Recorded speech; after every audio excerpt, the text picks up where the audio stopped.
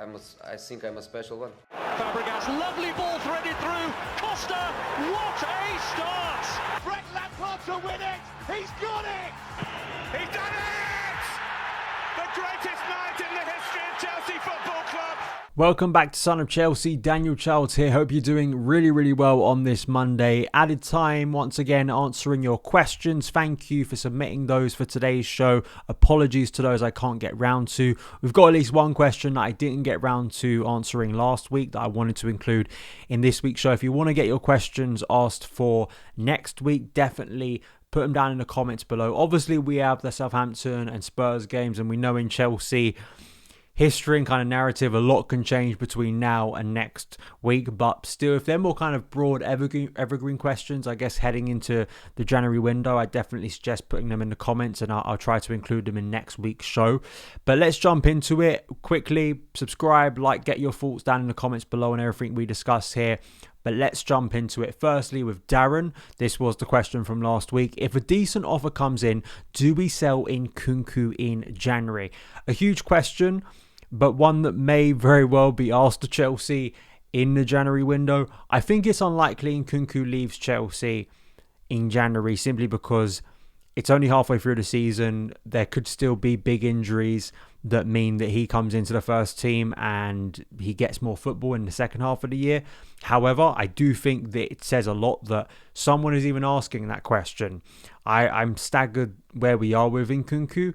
However, it's not a simple, conversation. You have to balance Nkunku's play time with Chelsea's form, with Nicholas Jackson's form, which is brilliant. I don't want Jackson being dropped because he's a brilliant striker for Chelsea at the moment. Cole Palmer is a brilliant player for Chelsea. You're going to have him in pretty much every single, at least important starting 11 for obvious reasons.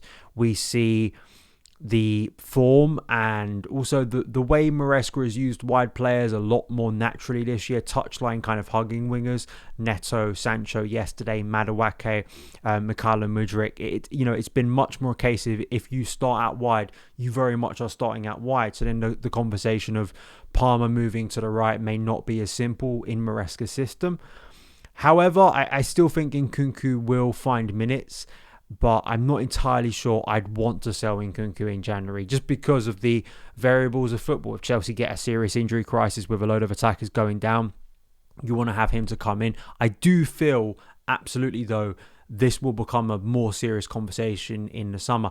However, I think if a massive offer came in for him, I wouldn't be too surprised if the current sporting directors wouldn't be, I guess, opposed to selling Nkunku simply because he's not really their player. Like that's the interesting thing with how long ago Christopher Nkunku was really signed for Chelsea. Yes, he kind of officially came in during the summer of 23, which is when Stewart and when Stanley were properly in place. However, we effectively got that deal over the line, or very close to over the line, when Weivel, who of course had connections at Leipzig, was at the club for a brief period of time. And Chelsea have signed so many players since then, and Nkunku was injured for most of last year. So much has changed.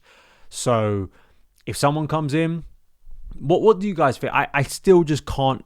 I just can't bear us losing Nkunku so quickly without him having a serious run in the first team. I just think it would be malpractice, personally, to let someone who's that natural goal scorer walk out the door.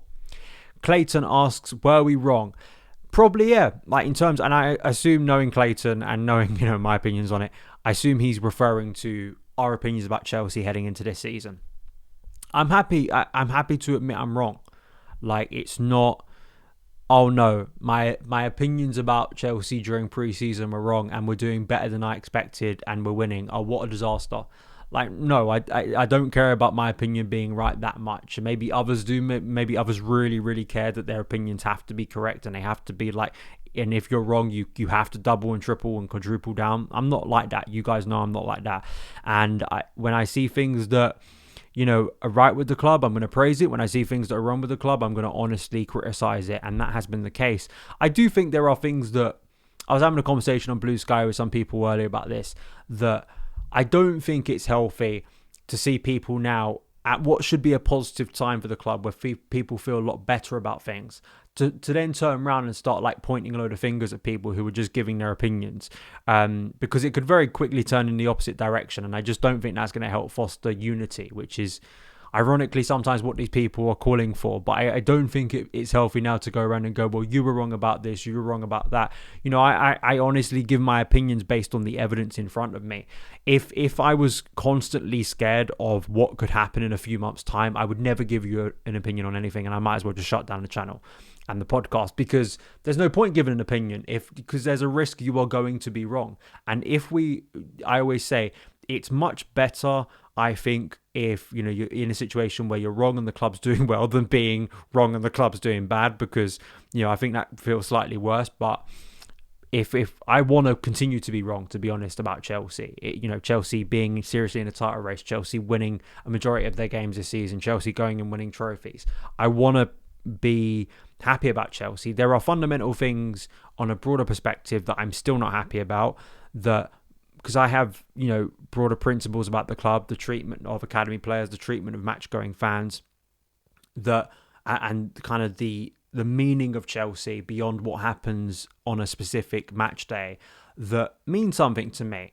And they are deep rooted, and they're not just based on we win a couple of games and all those concerns I had in the summer that I expressed. The concerns that are still there about maybe the dysfunction within Chelsea's ownership group that was only a few months ago. As I say, the treatment of some players during the summer, I just completely oppose, and still I think it leaves a very sour taste in the mouth and concern of similar situations cropping up in the future. However, in terms of Maresca, in terms of the players, in terms of what I'm seeing on the pitch at the moment, I think you're being silly to still kind of double and triple down and say nothing's going well. I refuse to reject reality. Like, the reality in front of my eyes at the moment is Chelsea are doing much better than I expected, and I have no issue of being humble and saying I was probably wrong on that, and long may it continue. Ollie asks, what do you think our best 11 will be for next year when you add Esteval, Paez and Santos into the list, or is it purely better squad and each game is different? I do feel the second part is probably more accurate there. It's very difficult for me, and to be fair, I've done this a lot on the channel. We probably will do a expected 2025 lineup at some point, I assume, probably more so towards the end of the season when I start looking towards next season. It's very difficult because Esteval, of course, is doing incredible things in Brazilian football at the moment. Like, he's breaking all the records and the hype is only continuing to grow. But, Santos is obviously doing amazing in Liga. We may do a specific show just on him because he's had an incredible season so far for Strasbourg, and that's great to see. Kenji Paez, maybe not as much, but there's still, of course, excitement about him. I think in terms of when I look at those three players and I look at what could be coming next year, I think my big priority is, the squad has to be stronger. It's not that the current B team and depth can't improve. I think there are some younger players that can improve.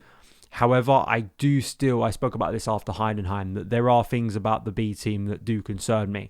I think it may be in goalkeeper, that's a position I still think needs to be strengthened in the long term. Centre back, I still have concerns over certain individuals there. Central midfield, you've got kind of the bulk, as we saw yesterday, of now what you deem first choice, Lavia, Caicedo, Enzo Fernandez. It's what's behind them, and Santos obviously can very much address that, but is there someone else that could address that as well?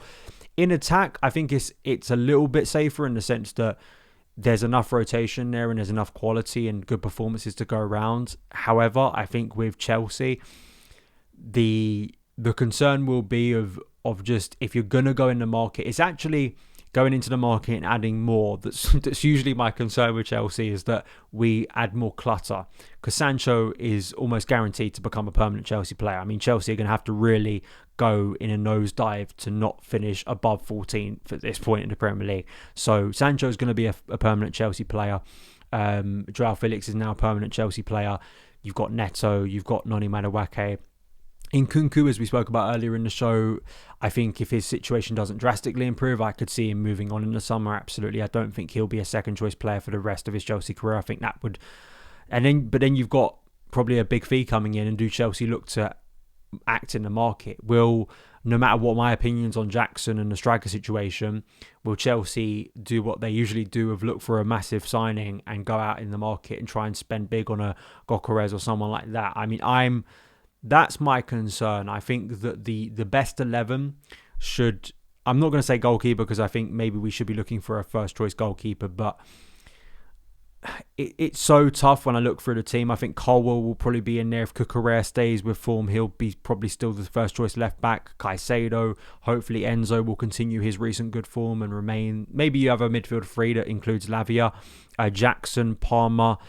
I feel there are still a lot of other positions that are maybe up for grabs at the moment, which is quite exciting. So I'd say that kind of core of consistent performers, I could probably put a lot on and say they're going to remain. I'm not entirely sure about the rest. When you add in those players that you mentioned, and I think a lot of people are excited about heading into 2025. And finally, Yojimbo asks, has Caicedo's performance versus Villa relegated Gusto to the B team, or was it just a one-off? At the moment, I think we have to see how the Southampton game goes, the Spurs game, and the majority of the festive period, because it's that time of year when rotation is frequent. And Maresca is a flexible coach. I think that's been one of the best things about him as Chelsea head coach so far. He has not been dogmatic, and he hasn't been scared to shake things up if he thinks it's necessary. It worked wonderfully against Aston Villa, because what it allowed Chelsea to do was have that three-back system where you've got, Fofana, who added speed, Colwell with the passing and the defensive security, Cucurella too, who can play that left centre-back role, but also can verge up the pitch, still in kind of that inverted full-back role. He did kind of both jobs, especially when you look at the first goal. But then also you can have Lavia, Caicedo and Enzo on the pitch, Enzo having the licence to move further up the pitch and play kind of as an advanced number 8 alongside kind of Cole Palmer. And without Gusto there, with the Reece James situation, the right-back scenario and kind of competition is not that stiff at the moment, and maybe there's a concern that you don't want to push Gusto, who did have a knock during the international break, too far, because you don't want to be, I'd argue you're not without right back solutions, because there's one specific academy player you could be using in this scenario if you really were pushed to. But I feel like because it works so well, I wouldn't be surprised to see similar against Southampton. I feel like more relevant will be Spurs, because that's another big game against a good team, and whether Maresca feels at Spurs to do the same thing again, to go into a game like that without a conventional fullback and feel like it will do Chelsea justice. But as we see with a lot of coaches nowadays, there is adaptation, there's flexibility, probably more so than we're used to. I grew up watching, Jose Mourinho's Chelsea team, and, he would stick with 14 players and it'd be quite rigid. It would be amazing. And I'm not saying there was no variation within that, but nowadays coaches are a lot more adaptable and do focus even more heavily on the opposition. So having that squad, having that depth is a big thing.